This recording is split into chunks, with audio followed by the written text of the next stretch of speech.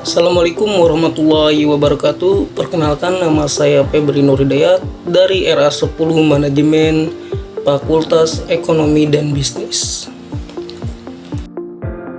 Materi yang akan saya sampaikan mengenai fungsi linier pada pajak.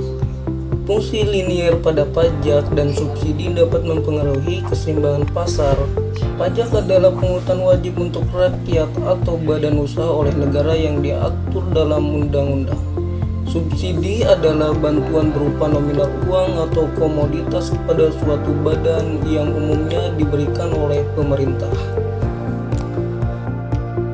Keseimbangan pasar sebelum adanya pajak. Keseimbangan pasar sebelum adanya pajak adalah kondisi di mana jumlah barang yang ditawarkan oleh produsen sama dengan jumlah barang yang diminta oleh konsumen di pasar dalam suatu periode waktu tertentu sebelum dan sesudah penerimaan pajak.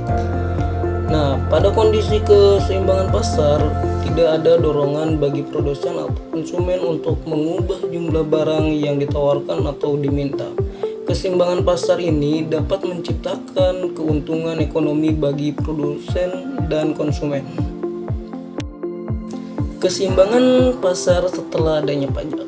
Keseimbangan pasar setelah adanya pajak adalah kondisi di mana jumlah barang yang ditawarkan oleh produsen sama dengan jumlah barang yang diminta oleh konsumen di pasar dalam suatu periode waktu tertentu setelah penerapan pajak.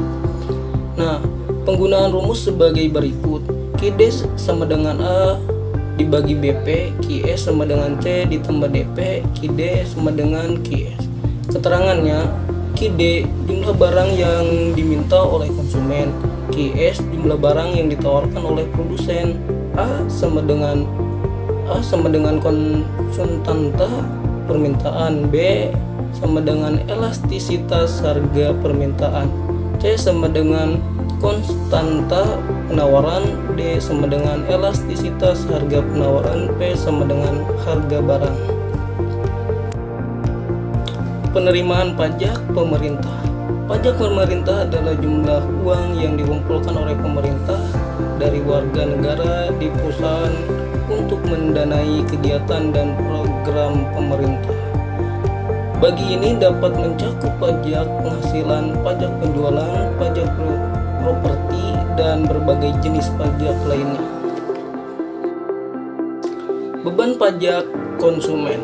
Beban pajak konsumen adalah bagian dari pajak yang harus dibayar oleh konsumen sebagai akibat dari adanya pajak atas barang atau jasa yang dikonsumsi. Besarnya beban pajak konsumen bergantung pada elastisitas permintaan dan penawaran di pasar. Elastisitas adalah ukuran responsivitas kuantitas permintaan atau penawaran terhadap perubahan harga.